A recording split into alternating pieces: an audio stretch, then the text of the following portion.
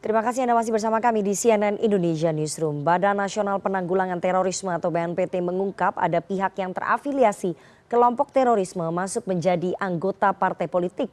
Meskipun parpol tersebut tidak masuk dalam jajaran peserta pemilu 2024, namun BNPT meminta hal ini harus jadi perhatian agar kelompok intoleran tidak membuat partai baru di kemudian hari. Bergabung bersama kami melalui sambungan Zoom juru bicara Badan Nasional Penanggulangan Terorisme atau BNPT, Irfan Idris. Selamat sore, Pak Irfan. Sore Mbak Rifana. Pak Irfan, bagaimana kemudian BNPT mendeteksi adanya partai politik yang memiliki anggota terafiliasi kelompok terorisme?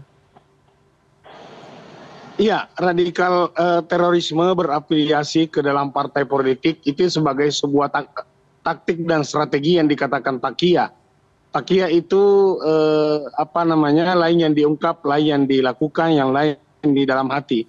Mereka berafiliasi ke dalam partai politik karena mereka tahu ini 2024 adalah partai demokrasi, dengan melalui pemilu mereka bisa menduduki sebuah kekuasaan. Olehnya itu mereka berinfiltrasi dengan membentuk partai politik seolah-olah mereka mendukung demokrasi yang sejatinya mereka mengharamkan demokrasi.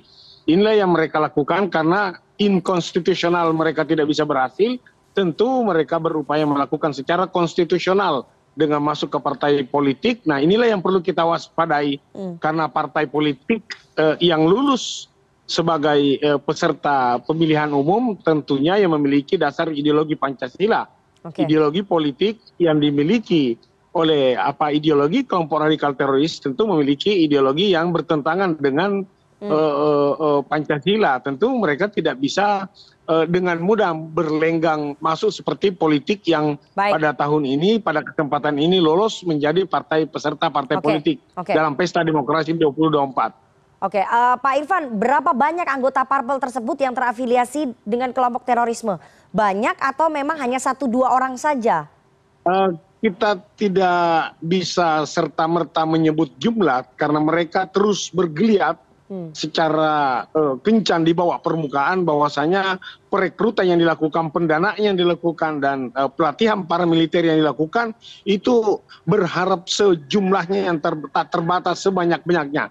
Tetapi perlu kita ketahui, jika ada 100 umpamanya, 99 saja kita sudah bisa robah, satu yang tidak berubah, itu bisa yang merusak yang lainnya. Karena mereka memiliki semangat yang sangat melangit, tetapi pemahaman yang sangat nihil. Mereka mengharamkan demokrasi pada satu sisi, tetapi pada sisi yang berbeda, mereka berjuang masuk secara konstitusional dengan harapan mereka memiliki suara yang banyak dalam merubah konstitusi dan mengganti negara bangsa, menggantikan Pancasila sebagai ideologi kita dalam berbangsa. Pak Irfan, ini jaringan terorismenya apa yang menyusup ke dalam parpol? Jaringan terorisme itu sudah jelas, sangat jelas tujuan mereka mengganti negara bangsa menjadi negara agama. Kelompok apa jaringannya, Pak? Kelompok yang bisa kita sebutkan hari ini adalah Jamaah Ansarud Daulah, Jamaah Ansarut Tauhid, Jamaah Ansarus Syariah, Jamaah Islamiyah, MMI, kemudian N11. Akan tetapi kita tahu, kita harus memahami dan harus cerdas menyikapi bahwa mereka bisa saja tidak menggunakan jaringan. Bahkan ada yang lone wolf. Tidak perlu, prinsip mereka kita tidak perlu saling tahu. Yang penting tujuan kita nanti bagaimana menegakkan khilafah dan menegakkan ideologi-ideologi yang bertentangan dengan ideologi Pancasila yang diyakini oleh masyarakat Indonesia. Oke, Pak Irfan, ini partai politiknya apa yang disusupi oleh kelompok terorisme ini?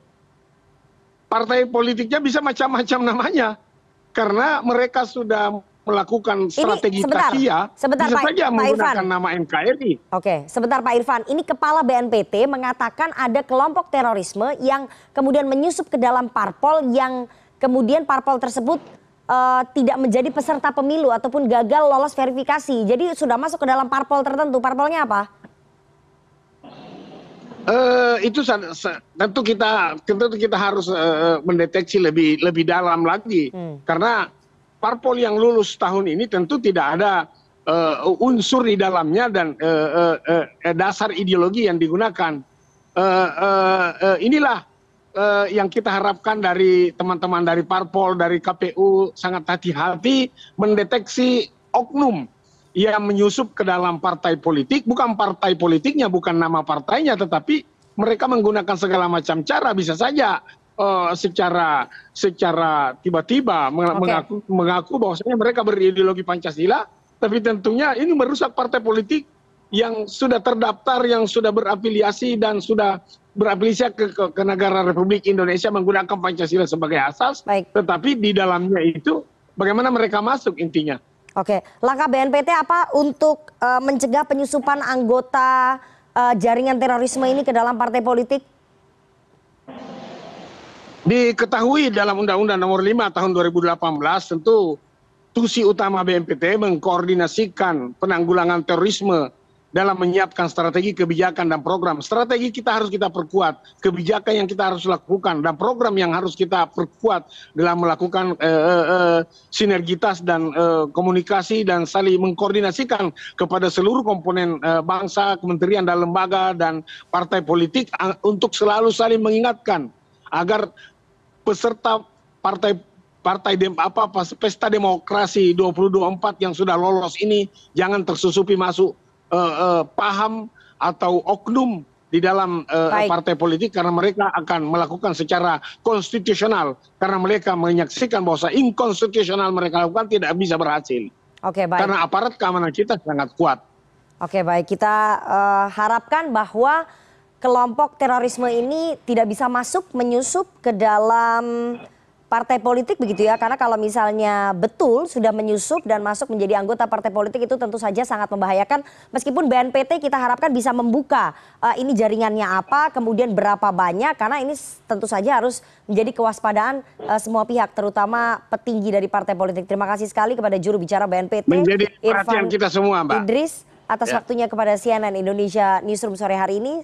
Sehat selalu Pak Irfan. Sehat selalu.